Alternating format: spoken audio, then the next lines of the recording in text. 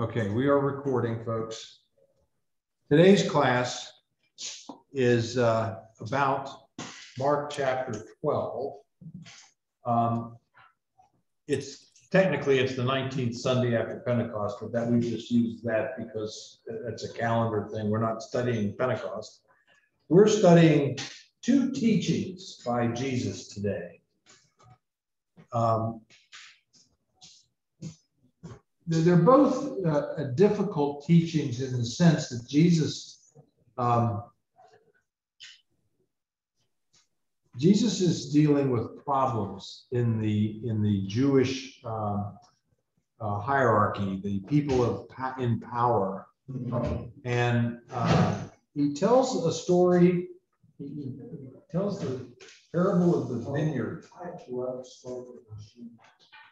He tells the parable of the vineyard, and then he also addresses the question we all wish he would have addressed differently. Is it okay to pay taxes? He could have said no, but he didn't. So we're going to deal with paying taxes today. As part of my... Okay, here we go. We're talking... Can I say something? Sure, go ahead. Taxes. They say the two things are certain: debt and taxes. Okay. Sure. Since I was a little kid. Yeah, that's right. Death and taxes. Well, we're going to talk about taxes today, and death. Okay, that's true. So we're going to talk about both of them. Jesus starts to teach them in parables, it says. And then he tells a story, which to us, it might be a familiar story because you're used to reading the Gospels. But to a Jewish ear, this would also have been very familiar. Okay? Jesus says, a man planted a vineyard. He put a wall around it, dug a pit for the winepress, and built a watchtower. Now that's Jesus speaking about vineyard. Look at Isaiah speaking about Israel. Isaiah 5. I will sing for the one I love a song about his vineyard. My loved one had a vineyard on a fertile hillside. He dug it up and cleared it of stones and planted it with choicest vines. He built a watchtower in it and cut out a winepress as a well. That's Isaiah describing Israel. Okay?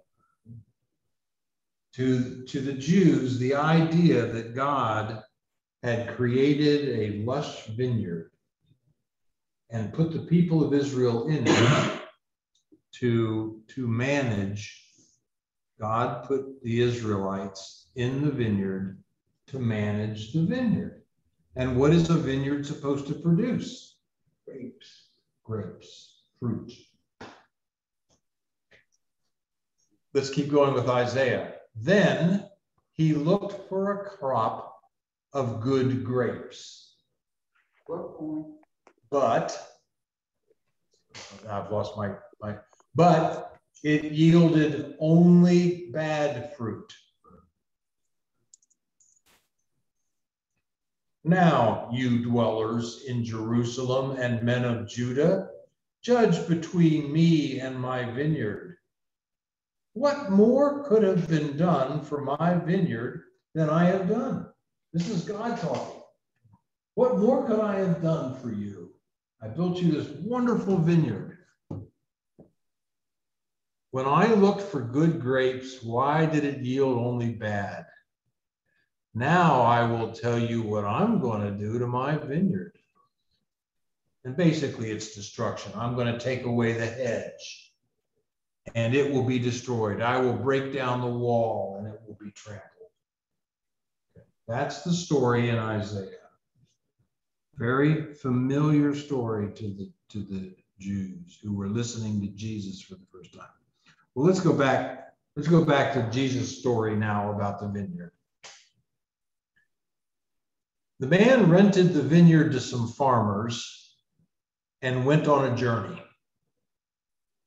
At harvest time, by the way, we talked about this several months ago during hard questions.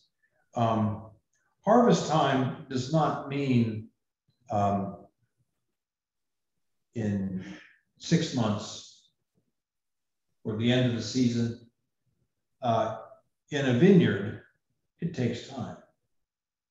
It takes several years for vineyards to go from the point where you're just planting the plants and you actually expect fruit on the vine. So I'm allowing here, God is patient. He doesn't come looking for the fruit before the right number of years of the cycle. So whether it's 2 or 3 years, it doesn't say this year, it just says at harvest time. See, at harvest time, whenever that was. But what did the tenants do? At harvest time, the owner sent a servant to collect the rent, which was usually fruit from the vine. Yeah. Okay. They seized him, beat him, and sent him away empty-handed. Then he sent another servant to them. They struck this man on the head and treated him shamefully. He's still, I'm sorry, I can't read by looking up there. He sent still another, and that one they killed. He sent many others. Some of them they beat, others they killed.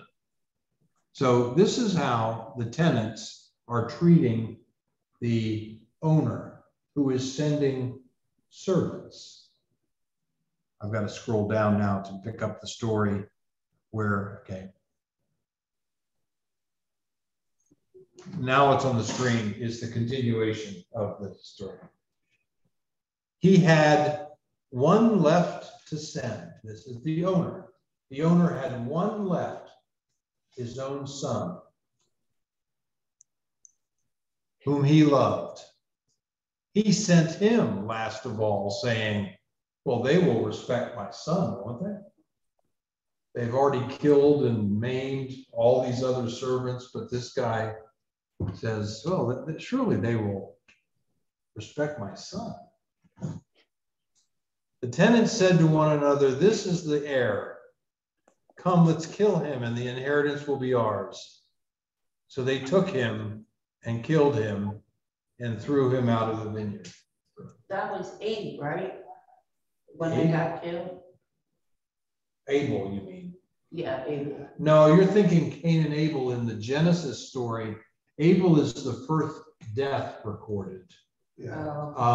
No, this is Jesus really talking about himself. He is going to be killed. He is the son that God sends, and the people kill him. But let's get back to this. I have taught on this before, and I have said, faced with this idea, the tenants kill the son, and they hope to take over the vineyard. I have said many times, I don't know how many, this is just pure crazy. You cannot take someone's property by killing him or the heir. But I read a little different this time. I was not intentional, but I found a commentator who said, well, we're thinking of it in a modern context. In a courthouse, we have a courthouse system where we have land deeds all nicely filed up there.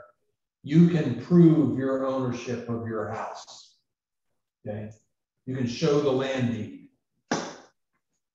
But what about a system where that doesn't exist? What if there are no official land deeds? And you lose your home? Well, it's almost like, I don't know what his source was, but he said, it's almost like, you say possession is 9/10 of the I've law. heard that. If you occupy a property, improve it, use it. I mean, grow crops, harvest crops, grow crops, harvest crops, and you live on a farm. At what point is it yours? When you get to, Well, we would say never, but because we have the land deeds. But he suggested that in Roman times, if the owner did not come back in a periodic way, it is conceivable that the owner could lose the property. And the person living there would be recognized as the owner of the vineyard. Yeah, there's no deed in the courthouse. That's right. Okay. Now that's not the critical to this. We're not rejecting the possibility. We know that God is the owner of the vineyard, and he is entitled to collect his rent. Okay. But And Doug, go ahead. just to put a perspective on the vineyard, vines grow from seeds, take 2 to 7 years to produce grapes. 2 to 7. Yes. Thank you. Yeah. So this is, but we're not saying that God is impatient. He's waiting until the fruit should be produced. The problem is, now that the fruit is being produced, the tenants are preventing the owner from getting his share of the good grape. Now let's continue the story, because Jesus now passes judgment. This is Jesus talking. Verse 9. What then will the owner of the vineyard do? This is Jesus asking. And now here's Jesus' answer. No sugarcoating. This is judgment. He will, where is it now? He will come and kill those tenants and give the vineyard to others. Haven't you read this scripture? The stone the builders rejected has become the capstone. The Lord has done this, and it is marvelous in his eyes, in our eyes. We admit we're Christians, we're co-inherited, so everything Jesus created. Okay, we say, that's right, we are co-inheritor, that's correct. So we're entitled to the vineyard. And that's what, Well, we don't kill anybody to get well, it. no. But notice he does say there, he's going to give the vineyard to others. So that's what you just said. We have a job to do. We're supposed to work in the vineyard. And remember, though, what the requirement is. The requirement is God wants fruit, good fruit. We could be replaced just like anybody else if we don't produce good fruit. I think that's the logic of this story. Now, okay, the Jews have just heard this parable. They realized that they connected. When Jesus started talking about the vineyard, they knew exactly what he was talking about. He's talking about Israel. He's talking about the Jews that are responsible for keeping the garden living and growing and producing fruit. he's also talking about Jerusalem. Yes, yes, yes. So these Jews have just been insulted, right? They know they've been insulted. So their reaction, they looked for a way to arrest him because they knew he had spoken the parable against them. But they were afraid of the crowd, so they left him and went away. So that ends the story of right now. From right now, that ends the story. But we should recognize that Jesus is very aware of what's happening this week. Remember, this is Holy Week. We're in the last week of Christ's life. He's going to die on Friday. And this, I think, is strong evidence that he knew full well. In verse 7 and 8, the son is killed. The father sends his son, the son gets killed. I think Jesus is recognizing this week is not going to end well. Comments or questions? Were they like cowards? Because they were afraid of the crowd, what the crowd would think? Well, I don't know if they were afraid physically or just they wouldn't be able to accomplish what they want. They want to arrest him.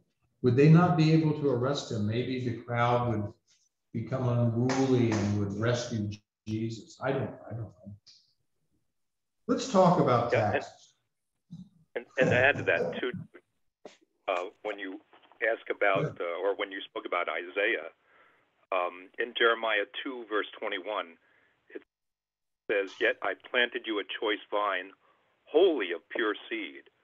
Now then have you turned degenerate and become a wild vine." When you ask about the prophecy, the passion, and of course it's yes, the Son represents Jesus Christ. The tenants were greedy because they wanted the entire harvest and the vineyard for themselves. Like our good brother Vin Musselman used to say, man's selfishness. They'd stop at nothing to achieve that end. They plotted to kill the owner's son because Jesus had achieved such a point. Thanks for the reminder, Bill. Yeah. Vin would often connect our discussion to he saw most human sin is based in selfishness. I think is how he would have summarized it. So thanks for that reminder. Vin Musselman, right? Yeah, nice guy. Okay, the Pharisees go away, but they come back. And in verse 13, notice the reference to they. Later, they sent some of the Pharisees and Herodians to catch him in his words. The they refers to the ones that had just walked away in the previous conversation about the vineyard. Now, just a quick note, they sent some Pharisees and some Herodians. Just a detail. The Herodians were people of the Herod party. Remember, Herod is a nasty piece of work. He is not even fully Jewish. He's on the throne. The emperor put him on the throne, but he's not a Jewish king in any sense. I don't even know what percentage Jew he is, but it's marginal. Okay. He is not a nice guy. He's not an authentic Jew. It's amazing that the Pharisees or Sadducees or priests would have anything to do with the Herodians.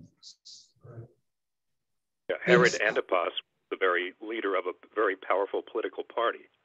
Yes, a political party. It's not a Jewish party. It's a political party.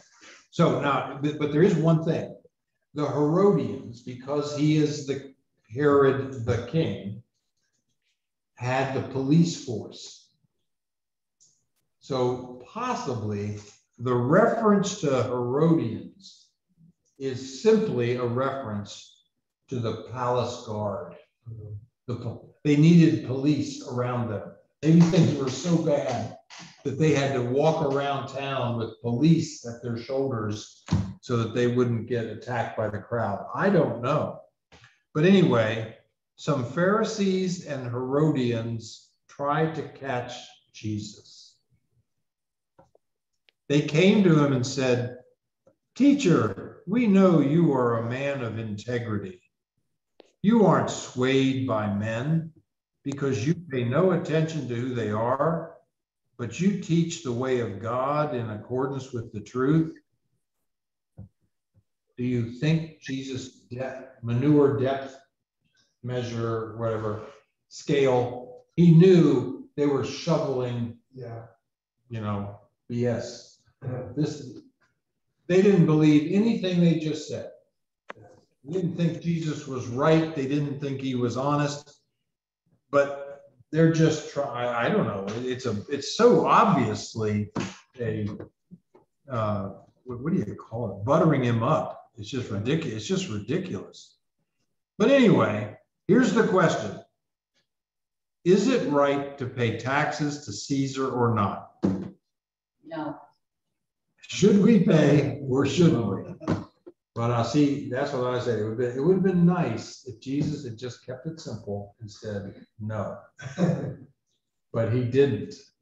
So here we are 2,000 years later, we have to pay taxes. Now, 16. Jesus declared all citizens are under a divine obligation to pay taxes to whatever government is over them, which I guess means there is no religious exemption for not paying tax and not getting a vax.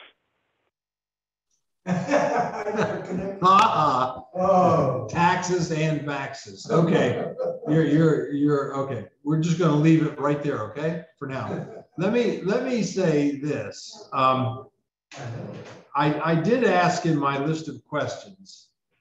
Consider what would have happened if he had answered the question directly. He chose not to. Okay, but what if he had said yes or no? Just a simple yes, no answer. How would this look differently? He is being asked, is it right to pay taxes to Caesar or not? He could have said yes. Now, what would have happened if he'd done that straightforward? He wouldn't have been able to guide for us if he would have gave an answer. I think that's a little too much. He would have broken his own commandment. That's the second commandment. Because images of idolatry. Well, see, the people wanted him to say, no, you can't pay taxes to Caesar. If he had said yes, wouldn't that have placed him against the people? Yeah. The people in the crowd would have suddenly become anti-Jesus. Yeah. He's teaching that the Romans have the right to collect taxes. Would have made him look pro-Roman. Okay, he would have placed himself on the pro-Roman side. Okay, and that would have now would have saved his life. Yeah, maybe. Maybe. But okay, now what would it have been if he had said no? You can't pay taxes. Now he would have been an anti-Roman, right? Which would have brought Rome down on his head immediately. Yeah. But also would have brought it down for the wrong reason. Yeah. Jesus was not crucified on Friday because he was an anti-Roman. That's not why he was killed. He was killed for religious reasons, not that. So anyway, that was why I asked that question. So he chooses instead to give the answer that we're all familiar with. We've all heard this story before. He says, before he gets to the answer, I like this too about his answer. He's a little fed up. This has been a tough week. And so he says to them, why are you trying to trap me? He could have said, haven't you guys figured this out? Yeah, I'm always gonna win. How stupid are you? But he doesn't say that. But he does say, why are you trying to trap me? Give me a coin.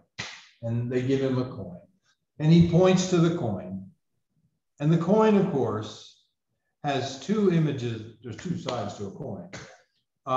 The face on the front probably was Emperor Augustus. Yeah. And on the reverse, like on our coins, some words God we trust. yeah, they didn't put in God we trust. They put in Caesar we trust. You see, that's the point. They didn't say exactly that, but the point is, in Augustus Caesar is divine, is somehow written on these two faces of the coin. They believe Augustus Caesar was God. Or, well, yeah, okay, he's God. So Jesus is actually holding the coin in his hand, and he's flipping it over, and okay, whose image and inscription? So he's referring to the text on one side or the other. Who? And of course they say Caesar. So he gives you the line that you're all familiar with. Okay, give to Caesar what belongs to Caesar, and give to God what belongs to God. Now, my commentator pointed out that at the moment, when, think of the irony of this, Jesus is holding a Roman coin in his hand. By the power of Rome, he will be dead on Friday. Okay? He's holding the representation of the power that is going to kill him on Friday. But we know, of course, he has the ultimate power. If another thing to think about is, what if things had worked out differently for the Jews for the last 1,000 years? Or for not I don't mean from the recent 1,000. According to Bible times, when Jesus was standing there, if the Jews had given to God what was God's for the last 1,000 years, wouldn't an authentic Jew say the Romans wouldn't be here at all? Right. So Jesus is actually correct. You're supposed to give God what belongs to God. And if you do, then you may not have these Roman problems that you're facing now. But given the context, Bill summarized it correctly. You are under authority. Paul doesn't deny this in the New Testament. Look at Paul's letter to Romans 13, I think it is. Now you get it too. Yeah, you've got to right out of your head. You owe those in authority your discipline and your respect. He doesn't say which political party.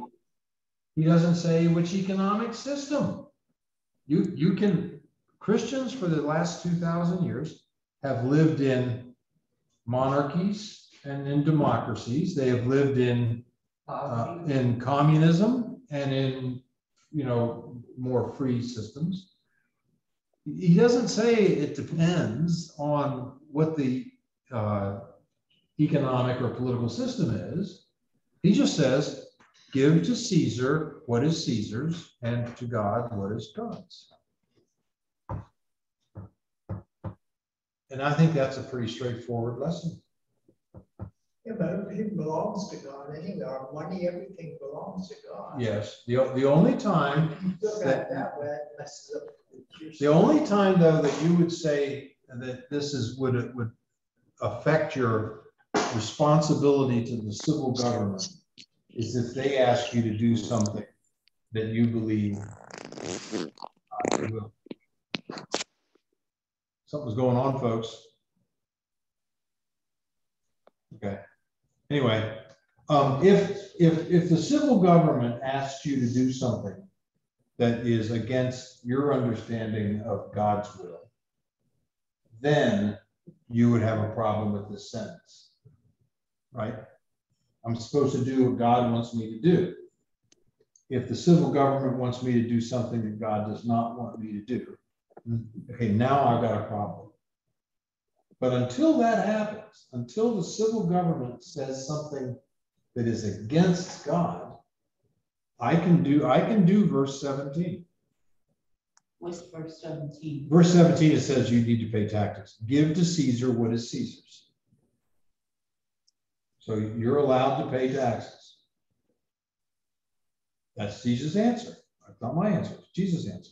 You're allowed to pay taxes unless you believe that it's against God's commandment. This would be a great lesson for Easter, Good Friday and Easter, what we're saying. Well, that's always a problem with going verse by verse through the Bible. We are in Holy Week in Mark, but it takes many chapters in Mark. We won't get finished. We will finish Mark before Advent this year. We're getting close, by the way. We're down to just 2 months, October and November, and we'll be finished tomorrow. Okay, that's it for today, I guess, folks. I have just a reminder. This is a long-term to-do. I'm looking for your favorite Bible stories, your Sunday school stories from when you were a kid.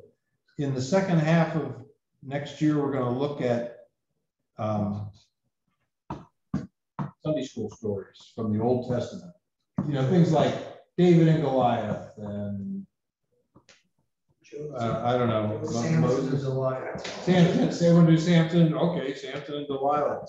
Not big on my list, but Samson is a judge, so he does make the list because of the judges. So just give that some thought. I didn't know he was a judge. Yeah, he was one of the judges. Are we gonna say the Lord's Prayer? Yep. That's how we always end. She's worried about our process. Okay. Let me change the share to the Lord's Prayer. And here it is. Got it. It doesn't jump automatically, which is the news. There it is. Okay, there's the Lord's Prayer. Let's close with prayer, please. Our Father, who art in heaven, hallowed be thy name. Thy kingdom come, thy will be done on earth as it is in heaven. Give us this day our daily bread, and forgive us our trespasses as we forgive those who trespass against us. And lead us not into temptation, but deliver us from evil. For thine is the kingdom and the power and the glory forever and ever. Amen. Good lesson. So Yeah, it was. that's, I'm trying to get my computer to behave. There it goes. Turned off the share. We're still in the meeting. Any words for the good of the cause? Maybe you can ask Pastor Menster how Debbie and Carson Brooks are doing. Yeah, you know what? It's time, isn't it? We haven't had any update on them for several months. So, I sent him an email about 3 weeks ago. Response. I'm sorry, what did you say, Bill? I sent him an email 3 weeks ago and no response. Yeah, but maybe 2 months ago, 3 months ago, Carson and Debbie were in here. Carson said he had a cancer diagnosis. And since then, we've been carrying him on our prayer list, but we haven't had any updates. Anything else, folks? Have a good week. Thank Stay you. blessed. Thank you for your leadership, Doug. Thanks. See you later. Bye now. Thank you. Ending the meeting. Bye.